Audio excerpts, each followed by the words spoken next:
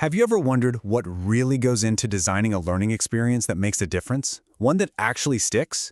Well, today, we're pulling back the curtain on a leadership lab designed for people in one of the toughest jobs out there, school principals. Let's get right into it. For these leaders, the stakes are just incredibly high. Burnout isn't just some personal thing, it has this ripple effect. It touches the teachers, the students, the entire school community. And this quote from the source material, it just nails it. The idea that if you aren't good for you, you can't be good for anyone else. Self-care isn't selfish, it's essential.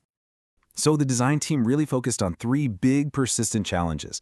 First, how do you get these leaders to move from just putting out fires all day to actually tackling the deep systemic problems?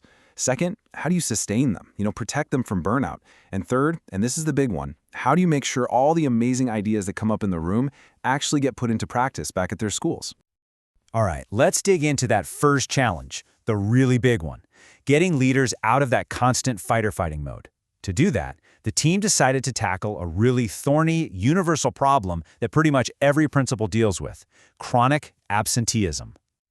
Okay, so here's the team's first big aha moment. They realized they had to debunk this really common myth, this idea that communication systems, like those automatic attendance letters, are the same thing as actual interventions. And spoiler, they're not at all. One is just the what, it tells you a student is gone. But the other, well, that gets to the why. Is it school anxiety? Is there a lack of connection?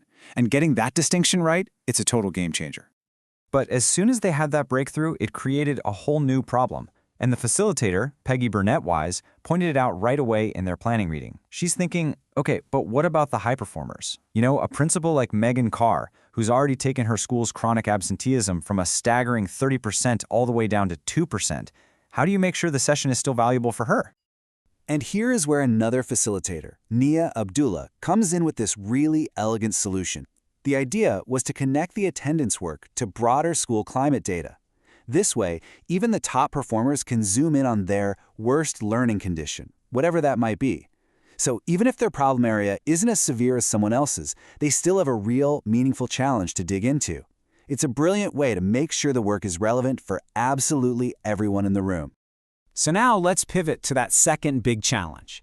See, to do all that hard systems-level work on things like absenteeism, leaders have to be running on a full tank. So the design team switched gears a bit, moving from data and systems to something much more human: how to fight burnout. And to do this, they introduced a research-backed practice called savoring. I love how Nia puts it here. This isn't about some kind of toxic positivity, right? It's not about pretending the job isn't incredibly hard. It's about consciously, intentionally refusing to let all the tough stuff completely erase the good moments. It's about finding that balance. They didn't just talk about it either. They gave the leaders a really simple, concrete framework to use. Step 1, in the moment, just notice when something good is happening and actually be present for it. Step 2 is about building a memory bank. You consciously freeze that good moment, maybe even give it a name so you can pull it up later. And finally, step 3 is looking back, maybe through journaling, and really reflecting on those positive experiences. This stuff isn't fluff. It's a real strategy for building a mental shield against the day-to-day grind. Having a great session is one thing, but making sure all that learning actually translates into action back at school, that's the whole point. And it all connects, right? A leader who isn't burned out actually has the energy to follow through.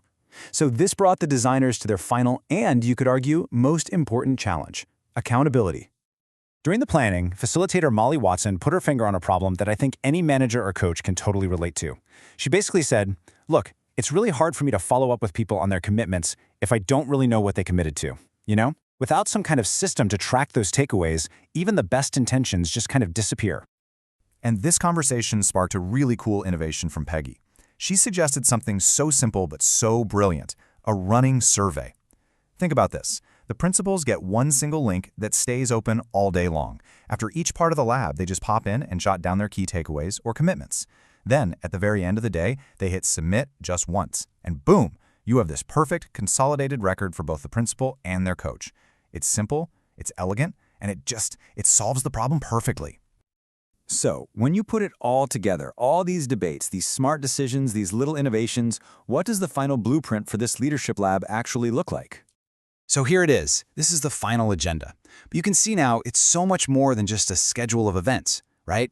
It's truly an architecture of impact. Every single element, from the opener on attendance to that deep work on savoring and that final commitment capture at the end, it's all been intentionally designed to solve a real-world problem for these leaders. It really gets you thinking, doesn't it? What's the thoughtful, often invisible, design work that's happening behind the scenes in your own life? What's that hidden architecture that makes the difference between a meeting you completely forget and an experience that actually changes the way you work?